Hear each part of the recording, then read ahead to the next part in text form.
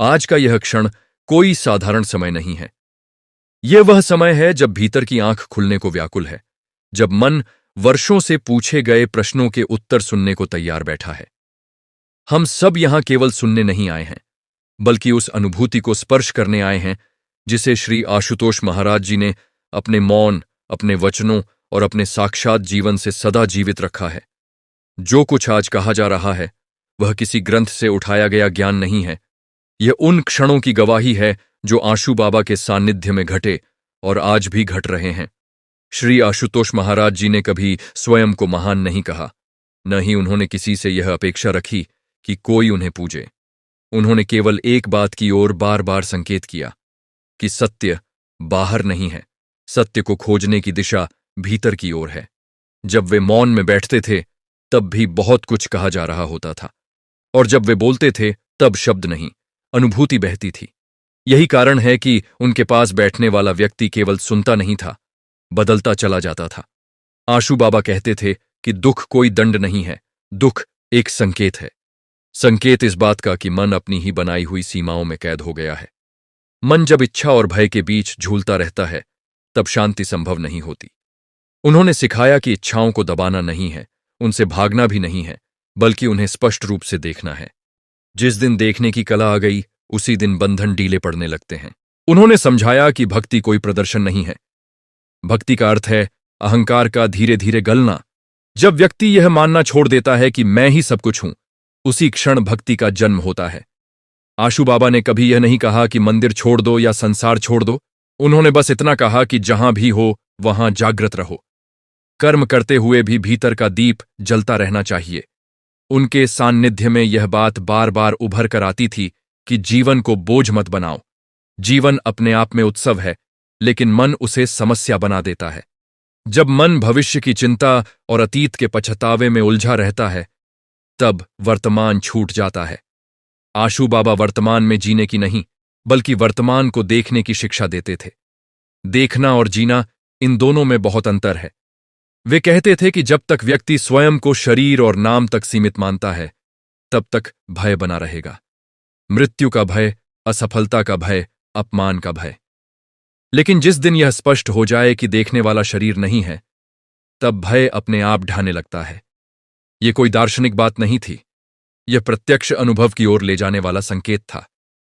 आशु बाबा का जीवन इस बात का प्रमाण था कि करुणा कोई उपदेश नहीं है। करुणा एक स्वाभाविक अवस्था है। जब भीतर द्वेष समाप्त हो जाता है तब करुणा अपने आप बहने लगती है। उन्होंने कभी किसी को दोषी नहीं ठहराया। उनके लिए सही और गलत से अधिक महत्वपूर्ण था जागृति और अज्ञान। अज्ञान में किया गया कर्म दंड योग्य नहीं, बल्कि समझ योग्य होता है। उनके सान्निध्य में बैठकर यह अनुभव होता था कि मौन भी शिक्षा देता है। कई बार बिना एक शब्द बोले वे शिष्य के भीतर उठ रहे तूफान को शांत कर देते थे। यह कोई चमत्कार नहीं था, यह पूर्ण उपस्थिति की शक्ति थी। जब कोई पूर्ण रूप से उपस्थित होता है तो सामने वाला भी स्वयं को देखने लगता है। आशु बाबा ने बार बार यह स्पष्ट किया कि सत्य को मानने से नहीं, जानने से मुक्ति मिलती है। विश्वास सहारा दे सकता है, लेकिन मुक्ति केवल अनुभव से आती है। इसलिए उन्होंने किसी पर कुछ थोपा नहीं। उन्होंने प्रश्न पूछने से कभी नहीं रोका, बल्कि प्रश्न को और गहरा करने की प्रेरणा दी।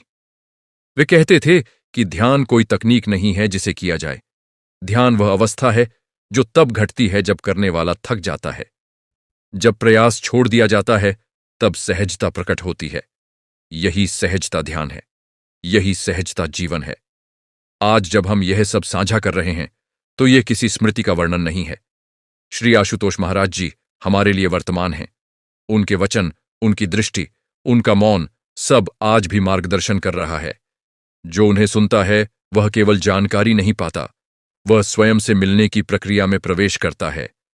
यह सत्संग किसी को प्रभावित करने के लिए नहीं है, यह उन लोगों के लिए है जो भीतर से तैयार हैं, देखने के लिए, समझने के लिए और धीरे धीरे रूपांतरण के लिए।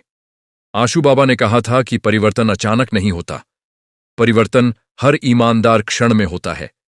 भक्ति का रंग कोई बाहरी रंग नहीं है, यह रंग भीतर उतरता है, और जब यह रंग चढ़ता है तो व्यक्ति के शब्द, कर्म और मौन सब में झलकने लगता है। यही आशु बाबा के संग होने का अर्थ है। यही कारण है कि जब कोई वास्तव में आशु बाबा के संग चलता है तो उसका चलना भी साधना बन जाता है। उसके बोलने में भी मौन की गरिमा उतर आती है, उसके प्रश्नों में भी विनम्रता आ जाती है। आशु बाबा ने कभी यह नहीं कहा कि संसार मिथ्या है। उन्होंने केवल इतना कहा कि जिस दृष्टि से तुम संसार को देख रहे हो वही तुम्हें बांध रही है। दृष्टि बदलेगी तो वही संसार मुक्ति द्वार बन जाएगा। उनके पास बैठने वाले अनेक लोगों ने यह अनुभव किया कि वे किसी निष्कर्ष पर नहीं पहुंचाते थे, बल्कि निष्कर्षों को ढीला कर देते थे। मन जिन धारणाओं को पकड़े रहता है, धर्म की, पाप पुण्य की, सफलता असफलता की, आशु बाबा उन्हें तोड़ते नहीं थे, बस सामने रख देते थे। और जब कोई धारणाओं को स्पष्ट रूप से देख लेता है तब वे अपने आप गिरने लगती हैं। वे कहते थे कि दुख का सबसे बड़ा कारण यह नहीं है कि जीवन कठिन है, बल्कि यह है कि हम जीवन को अपनी अपेक्षाओं के अनुसार ढालना चाहते हैं। जब अपेक्षा टूटती है तब पीड़ा जन्म लेती है, लेकिन यदि जीवन को जैसा है वैसा देखने की क्षमता आ जाए तो वही परिस्थितियां शिक्षक बन जाती हैं। उन्होंने यह सिखाया कि हर क्षण कुछ सिखाने आया है, बस देखने वाला चाहिए। आशु बाबा का उपदेश किसी मंच से दिया गया भाषण नहीं था। उनका उपदेश उनके बैठने के ढंग में था, उनके देखने के ढंग में था, उनके मौन में था। कई बार कोई प्रश्न लेकर बैठता और उत्तर शब्दों में नहीं मिलता, लेकिन भीतर कहीं बहुत गहराई में कोई गांठ खुल जाती। यही उनका तरीका था, उत्तर देने से पहले प्रश्न करने वाले को बदल देना। उन्होंने सिखाया कि आत्मज्ञान कोई उपलब्धि नहीं है। जो इसे उपलब्धि समझ लेता है वह फिर अहंकार के जाल में फंस जाता है। आत्मज्ञान तो बोझ का उत्तर जाना है। जब मैं जान गया कि भावना भी गिर जाती है, तब जो शेष बचता है वही सत्य है। और यह सत्य किसी का नहीं होता, यह बस होता है। उनके सान्निध्य में यह बात बहुत स्पष्ट होती थी कि प्रेम और करुणा को अभ्यास से नहीं लाया जा सकता। जब भीतर संघर्ष समाप्त हो जाता है तब प्रेम अपने आप बहता है। आशु बाबा ने कभी यह नहीं कहा कि दूसरों से प्रेम करो, उन्होंने केवल इतना कहा कि भीतर के द्वंद्व को देखो। द्वंद्व गया तो प्रेम अपने आप प्रकट होगा। वे बार बार इस ओर संकेत करते थे कि व्यक्ति स्वयं को बदलने की जल्दी में रहता है। वह कल बेहतर बनना चाहता है, पर आज को देखना नहीं चाहता। आशु बाबा कहते थे कि आज को देख लिया गया तो कल अपने आप बदल जाएगा। भविष्य सुधारने की चेष्टा ही वर्तमान को बिगाड़ देती है। उनकी वाणी में एक अजीब सी शांति होती थी जो सुनने वाले को भी स्थिर कर देती थी।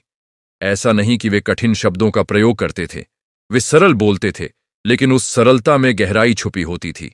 कई बार जो बात साधारण लगती थी वही बाद में जीवन की दिशा बदल देती थी। आशु बाबा ने यह भी स्पष्ट किया कि ध्यान कोई अलग गतिविधि नहीं है। यदि भोजन करते समय पूरी तरह उपस्थित हो तो वही ध्यान है। यदि चलते समय कदमों की गति को देख पा रहे हो तो वही ध्यान है। ध्यान को जीवन से अलग करना ही समस्या है। जब जीवन ही ध्यान बन जाता है तब साधना सहज हो जाती है। उन्होंने सिखाया कि सत्य को स्वीकार करने के लिए साहस चाहिए, क्योंकि सत्य अक्सर मन की बनाई हुई पहचान को तोड़ देता है। व्यक्ति जिस मैं को वर्षों से संजोए बैठा है, सत्य उसे चुनौती देता है। इसलिए अधिकतर लोग सत्य से नहीं, सुरक्षा से प्रेम करते हैं।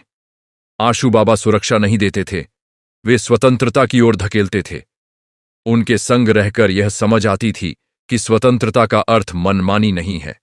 स्वतंत्रता का अर्थ है अचेतन प्रतिक्रियाओं से मुक्ति। जब कोई बात घटती है और तुरंत प्रतिक्रिया नहीं होती बल्कि स्पष्टता होती है, तभी स्वतंत्रता जन्म लेती है। यही उनकी शिक्षा का केंद्र था। आशु बाबा ने कभी यह नहीं कहा कि संसार छोड़ दो, उन्होंने केवल यह कहा कि पकड़ छोड़ दो। पकड़ छूटेगी तो संसार रहते हुए भी बंधन नहीं रहेगा। यही वह बिंदु था जहां उनके उपदेश जीवन के बहुत समीप आ जाते थे। वे किसी को साधु नहीं बनाना चाहते थे, वे जागरूक मनुष्य देखना चाहते थे।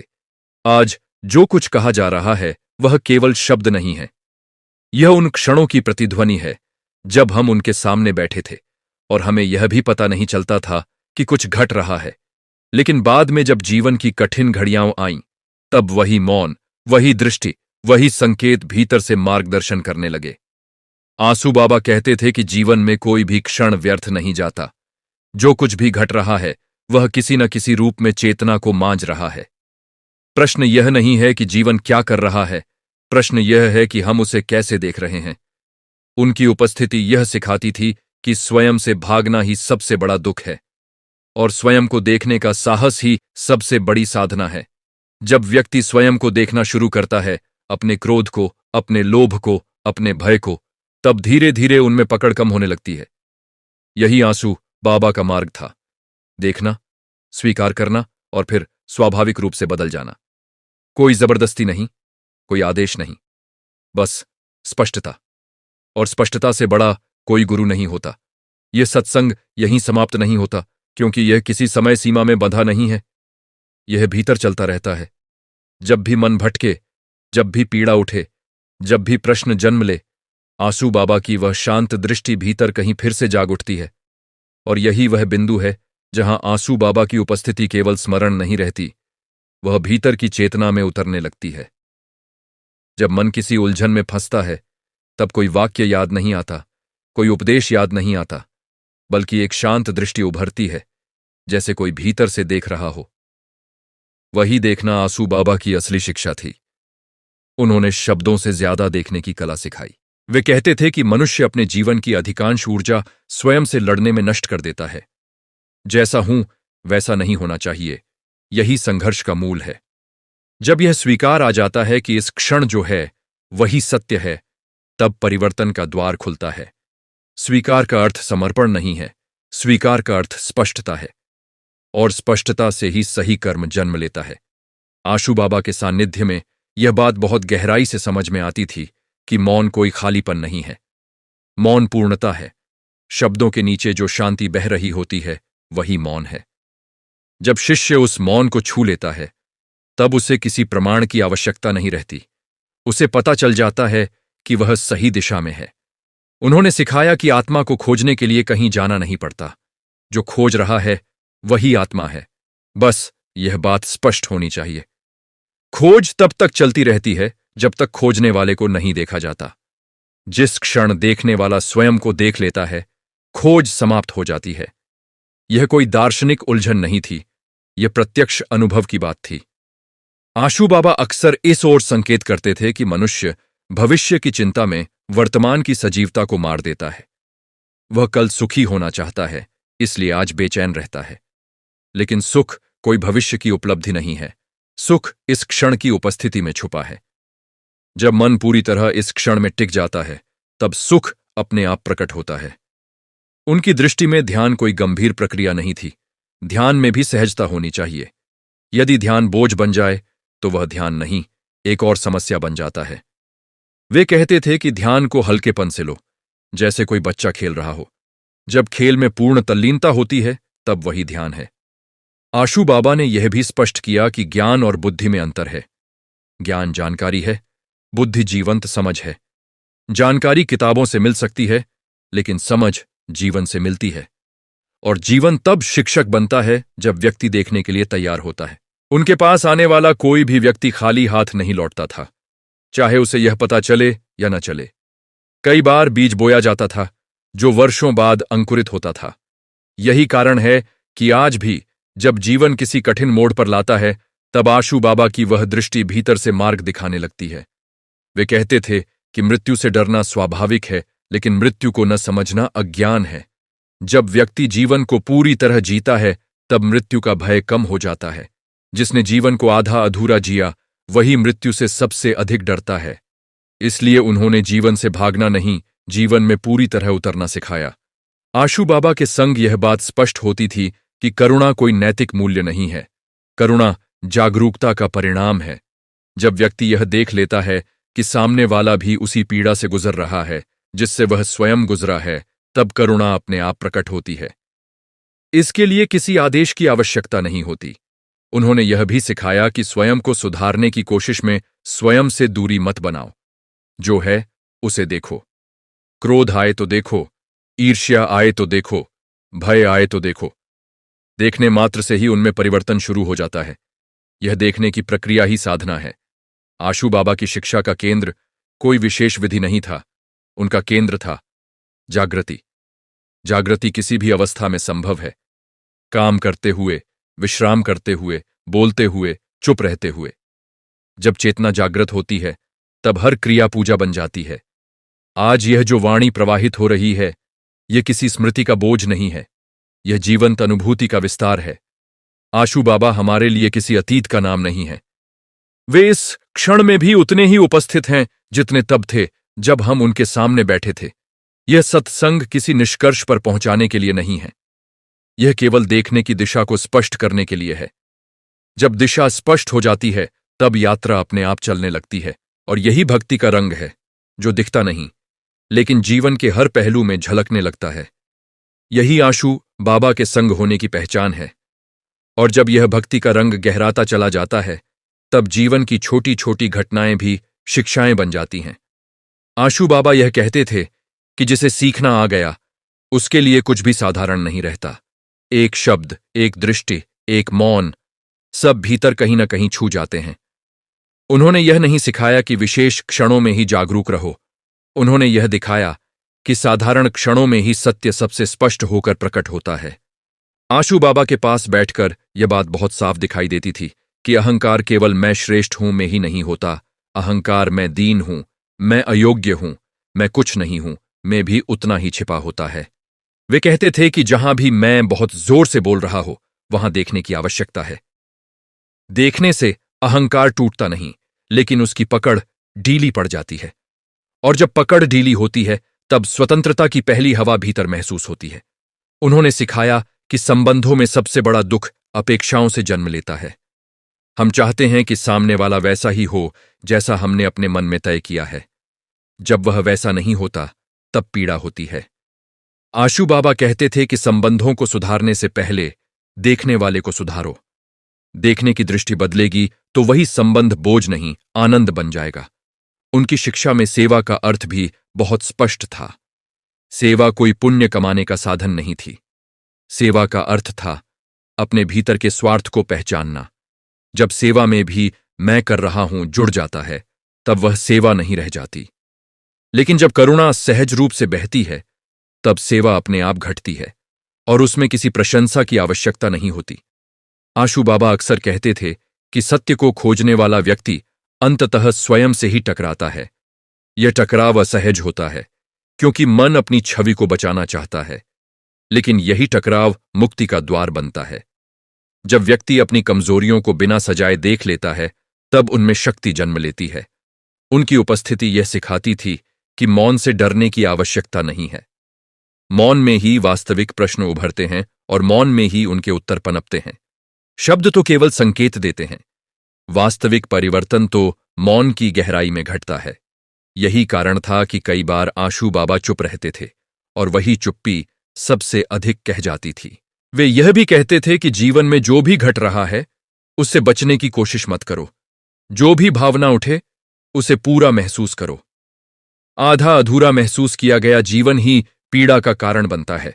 जब भावना को पूरी तरह देखा जाता है, चाहे वह दुख हो या सुख, तब वह अपना काम करके चली जाती है। आशू बाबा ने ध्यान को किसी विशेष आसन या समय से नहीं बांधा। उन्होंने यह दिखाया कि ध्यान तब घटता है जब मन अपने आप को नियंत्रित करने की कोशिश छोड़ देता है। नियंत्रण छोड़ना ही सबसे बड़ा नियंत्रण है। जब मन को खुला छोड़ दिया जाता है तब वह स्वाभाविक रूप से शांत होने लगता है। उनके सान्निध्य में यह भी समझ में आता था कि आध्यात्मिकता जीवन से भागने का रास्ता नहीं है, यह जीवन को पूरी तीव्रता से जीने की कला है।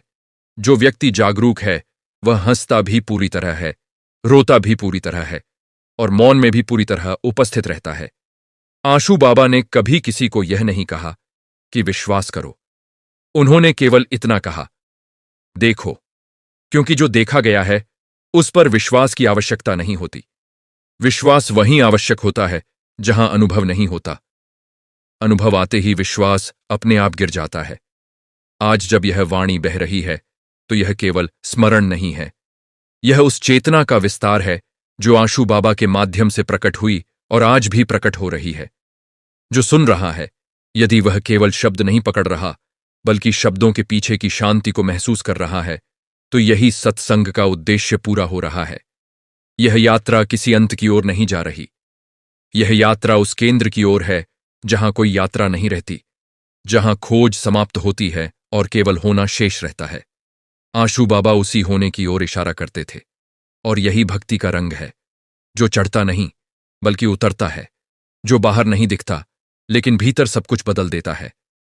यही आंसू बाबा के संग रहने की पहचान है। और जैसे जैसे यह सत्संग आगे बढ़ता है, भीतर एक बात और स्पष्ट होने लगती है कि आंसू बाबा की शिक्षा किसी निष्कर्ष पर पहुंचने की जल्दी नहीं कराती। वे मन को ठहरना सिखाते थे।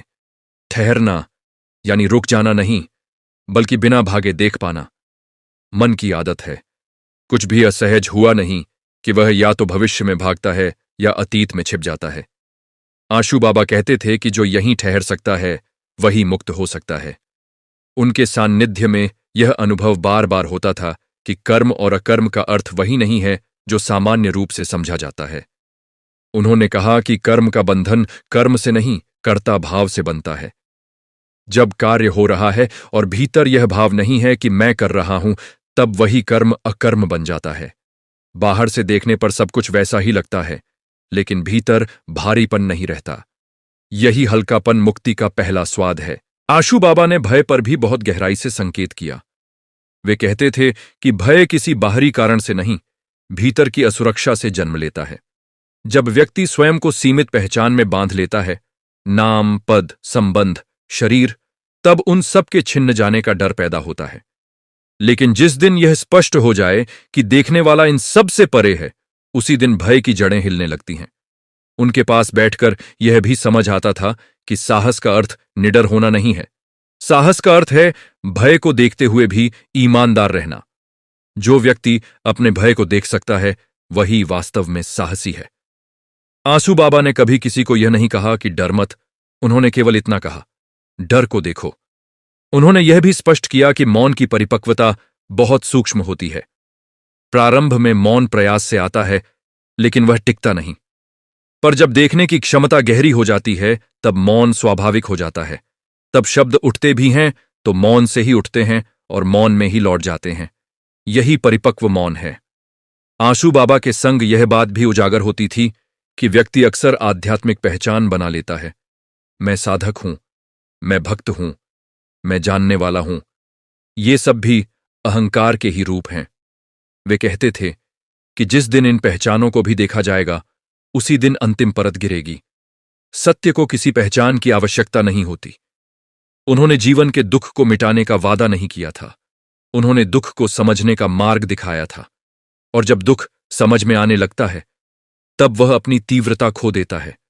दुख तब तक दुख है जब तक वह अंधेरे में है। प्रकाश में आते ही वह शिक्षा बन जाता है। आंसू बाबा कहते थे कि आनंद कोई स्थायी अवस्था नहीं है जिसे पकड़ लिया जाए। आनंद तब आता है जब पकड़ने की इच्छा समाप्त हो जाती है। जब मन खुला होता है, तब जीवन का हर रंग स्पष्ट दिखाई देता है, और यही स्पष्टता ही वास्तविक आनंद है। उनकी दृष्टि में साधना का अर्थ स्वयं को बेहतर बनाना नहीं था। साधना का अर्थ था स्वयं को स्पष्ट देखना। जो स्पष्ट देखता है, वह अपने आप बदल जाता है।